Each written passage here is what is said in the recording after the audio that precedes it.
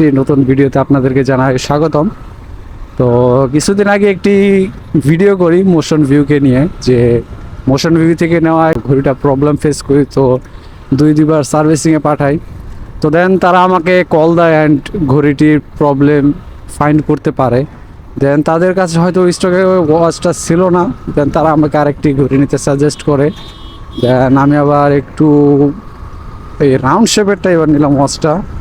এই রাউন্ড শেপের ওয়াচটা আমি এবার মোশন ভিউ থেকে নেই, ওইটার সাথে এক্সচেঞ্জ হিসাবে। তো সেই ক্ষেত্রে তারা কোনো চার্জ নেয়নি, বাট আর প্রাইসটাও ওইটার সাথে মোটামুটি সিমিলার ছিল। সো দ্যাটস ওয়াই আমাকে আর এক্সট্রা টাকা কোনো পে করতে হয়নি। তো যাই হোক, থ্যাঙ্কস টু মোশন ভিউ যে আমার ওয়াচটি চেঞ্জ করে দেওয়ার জন্য। আর এখন এইটার কীরকম ব্যাকআপ পাই সেটা ব্যবহার না করে তো বুঝতে পারবো না, বিকজ এটা আজকে সকালে আমি রিসিভ করি পাঠাও কুরিয়ার থেকে।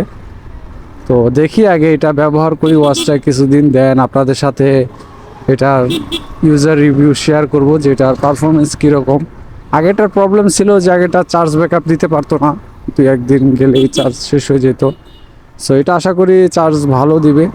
এর আগে আমি কখনো রাউন্ড শেপের ওয়াচ ইউজ করিনি, এটাই ফার্স্ট আমার লাইফে রাউন্ড শেপের, বিকজ আমার স্কোয়ার ওয়াচগুলো একটু বেশি ভালো লাগে। সো যাই হোক, আজকের ভিডিওটি এখানে শেষ করতেছি। সবাই ভালো থাকবেন এবং অবশ্যই লাইক ফলো দিয়ে পাশে থাকবেন ভিডিও।